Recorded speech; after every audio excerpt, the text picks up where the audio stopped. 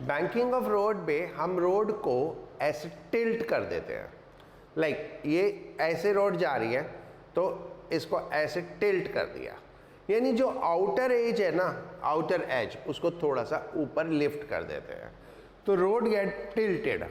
अब road tilted हो गया तो जो कार है वो भी टिल्ट होके ट्रैवल करती है। तो दिस इज व्हाट, ये रोड है एंड हम इसको ऐसे थोड़ा सा टिल्ट कर देते हैं, ये ऐसे थोड़ा सा लिफ्ट कर देता है आउटर साइड को, and then now the road is like this and this there is an angle, इसको हम बोलते हैं एंगल ऑफ बैंकिंग, इसको हम एंगल ऑफ बैंकिंग कहते हैं। अगर रोड की विड्थ बी है और ये हमने h एलिवेट किया तो tan theta is equal to कितना हो जाएगा, h बाई बी। तो एंगल ऑफ बैंकिंग के हिसाब से हम हाइट दे देते हैं, राइट, कि हमको कितना हाइट देना है। क्या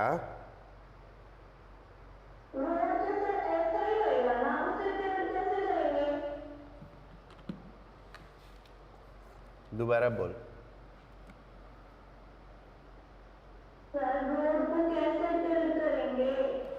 हाँ, ये क्वेश्चन है काम का कि रोड को कैसे टिल्ट करेंगे। ठीक है, देखो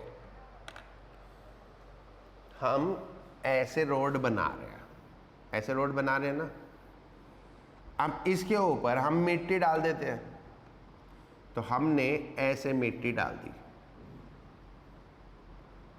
इस तरह से मिट्टी डाल दी तो रोड टेढ़ी नहीं हो गई।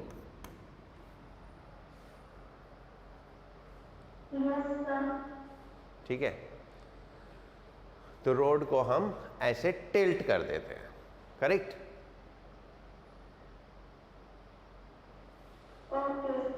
राइट, चलो, so what is banking of road, right.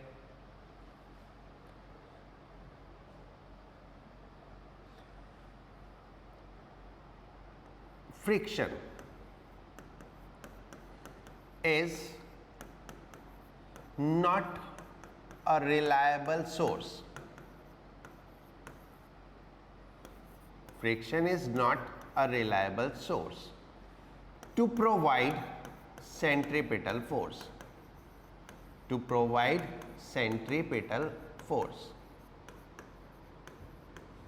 because friction change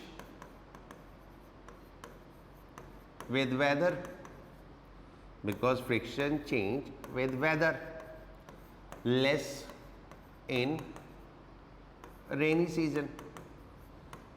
अगर रेनी सीजन है तो फ्रिक्शन कम हो जाता है। तो हम क्या कर रहे थे, टर्निंग में हमें सेंट्रीपिटल फोर्स कहां से मिल रही थी, फ्रिक्शन से। अब फ्रिक्शन क्योंकि कम हो गया तो हमें उतनी सेंट्रीपिटल फोर्स मिलेगी नहीं, तो हम उतनी स्पीड पे व्हीकल को नहीं रन कर सकते। तो हम क्या करते हैं, in order to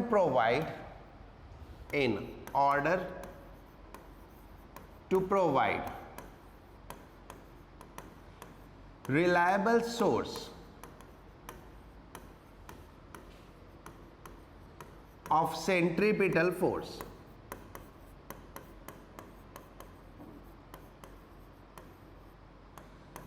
the outer edge, जो बाहर वाली साइड है, the outer edge of curved road is slightly elevated,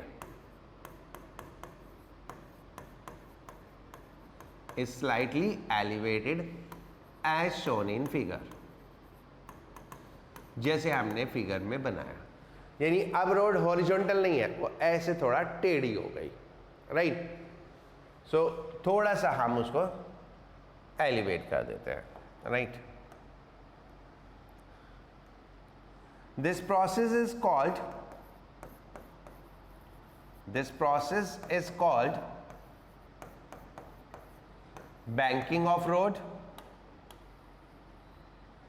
This process is called banking of road,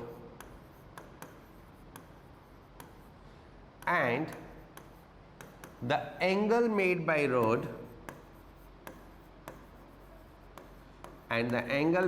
road with horizontal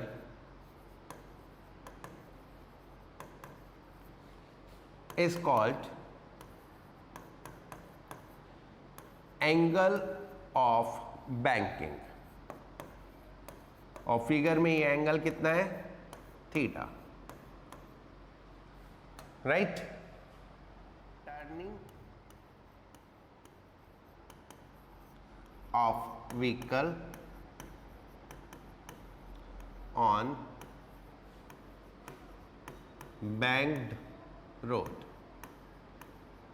अब एक बैंक्ड रोड के ऊपर एक व्हीकल टर्न करता है, तो हमें बैंकिंग से क्या एडवांटेज मिलता है ये हम देखेंगे यहाँ पे। तो ये हमारा रोड है, ये हॉरिजॉन्टल लाइन है, and the rod is tilted like this, ऐसे टिल्ट हो गई।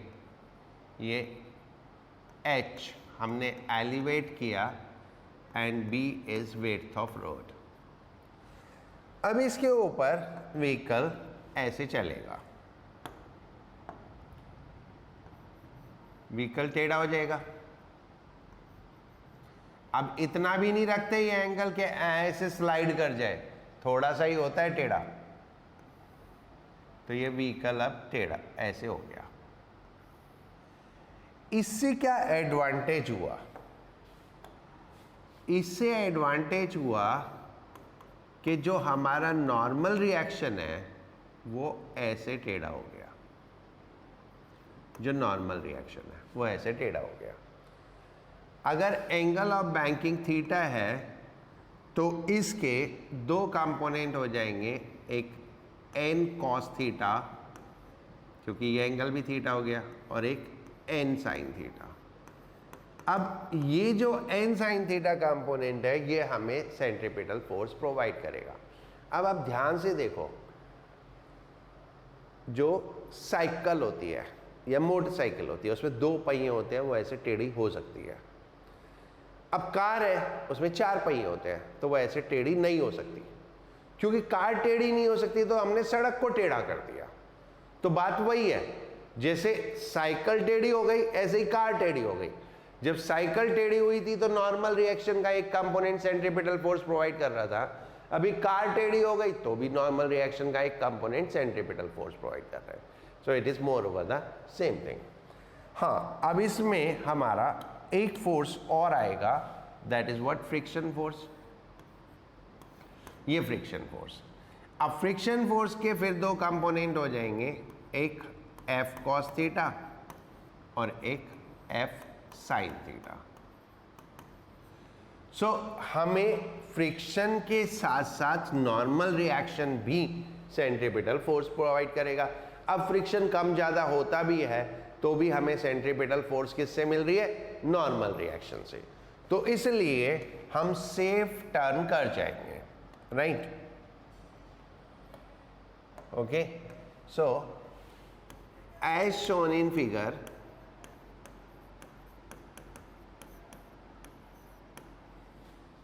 component of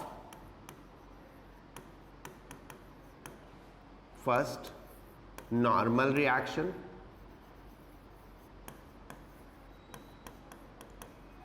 that is n sin theta, second friction, that is F cos theta, provide necessary centripetal force. ये दोनों मिल के सेंट्रीपिटल फोर्स प्रोवाइड करते हैं। So that is कितना हो जाएगा? n sin theta plus F cos theta greater than equal to mv square by R. ये हमारी फर्स्ट इक्वेशन हो गई। अब वर्टिकल डायरेक्शन में हमारे पास तीन फोर्सेस है, N cos theta, F sine theta and weight, right? सो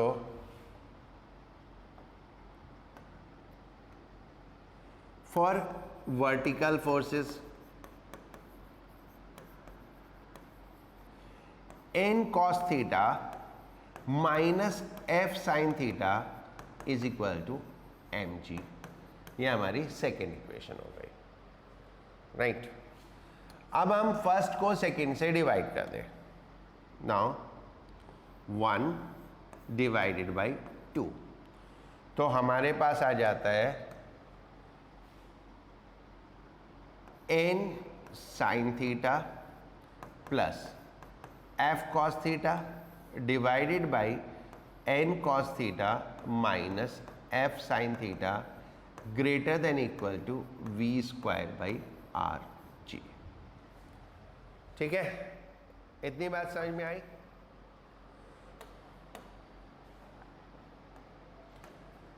अब फ्रिक्शन कितना होता है? Friction is equal to mu N, तो यहाँ पे फ्रिक्शन को म्यू एन से रिप्लेस कर दो, तो N sine theta plus mu N cos theta, N cos theta minus mu N sine theta greater than equal to V square by R G. N N N cancel हो गए, right? Now ऊपर और नीचे cos theta से divide कर दो, ऊपर भी डिवाइड कर दो और नीचे भी डिवाइड कर दो। जब हम ऊपर नीचे कॉस थीटा से डिवाइड करेंगे तो sine theta upon cos theta कितना हो गया? Tan theta plus mu, cos theta upon cos theta तो 1 हो गया, अपॉन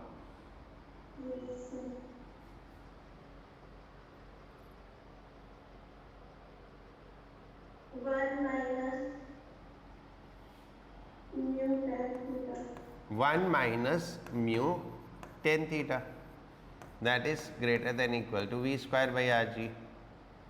तो अब इसको कर लो सॉल्व, तो क्या आएगा? v less than equal to root R जी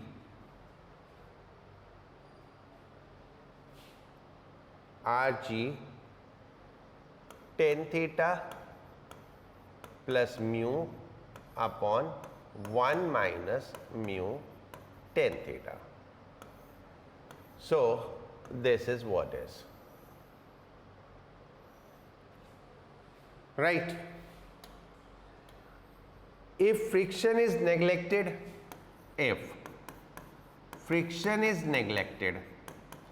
यानी हम सोचें कि फ्रिक्शन है ही नहीं, if friction is neglected तो v less than equal to root R G tan theta. ये वही आ गया ना साइकिल वाला, साइक्लिस्ट वाला, ठीक है?